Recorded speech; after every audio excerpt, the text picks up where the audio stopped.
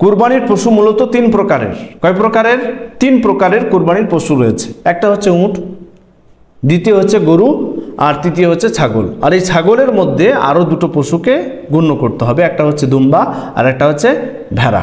তো টোটাল 5 ধরনের পশু দ্বারা কুরবানি করা সুন্নাত। একটা হচ্ছে উট, ভালো করে শুনুন, একটা হচ্ছে উট, দ্বিতীয় হচ্ছে গরু, তৃতীয় হচ্ছে ছাগল, চতুর্থ হচ্ছে দুম্বা, আর পঞ্চম হচ্ছে ভেড়া। এর আবার যদি নরমাদা ধরা হয় তাহলে টোটাল 10টা হয়ে যাচ্ছে।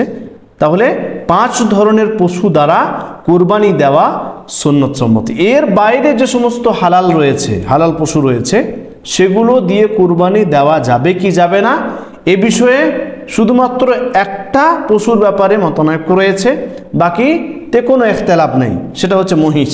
মহিষ দিয়ে কুরবানি দেওয়া যাবে কি যাবে না। কিছু সংখ্যক ফোকাহে কেরামগণ তেনারা আবার গরুর ওপর কিয়াস করে মহিষ দিয়ে কুরবানি দেওয়া এটাকে জায়েজ বলেছেন। কিন্তু এই 5 ধরনের পশু, উট, গরু, ছাগল, দুম্বা, ভেড়া, কোনো ইখতিলাফ নেই। এই 5 ধরনের পশু দিয়ে কুরবানি দেওয়াই সুন্নত। কারণ আল্লাহ রাসূল সাল্লাল্লাহু আলাইহি ওয়াসাল্লাম এবং সাহাবা একরামদের থেকে এটাই প্রমাণ পাওয়া যায়।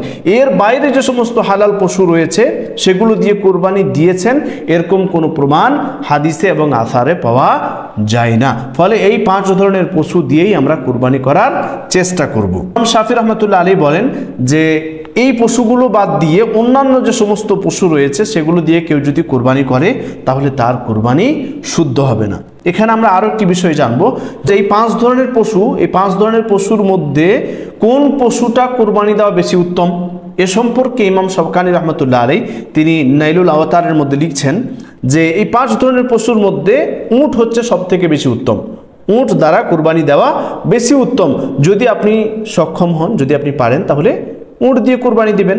দ্বিতীয় হচ্ছে গরু, সম্পূর্ণ গরু, গরুর ভাগ নয়, গরুর পুরো গরু দিয়ে কুরবানি দেওয়াটা বেশি উত্তম।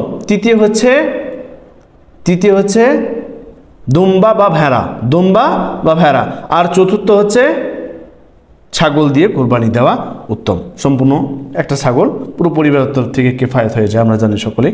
তো এই 5 ধরনের পশুর মধ্যে সবথেকে উত্তম হচ্ছে উট, আর দ্বিতীয় নম্বরে গরু। আমাদের দেশে বেশিরভাগ মানুষ গরু দিয়ে কুরবানি দেয়। তো গরু যদি আপনি সম্পূর্ণ পারেন তাহলে সম্পূর্ণ দিয়েই চেষ্টা করবেন।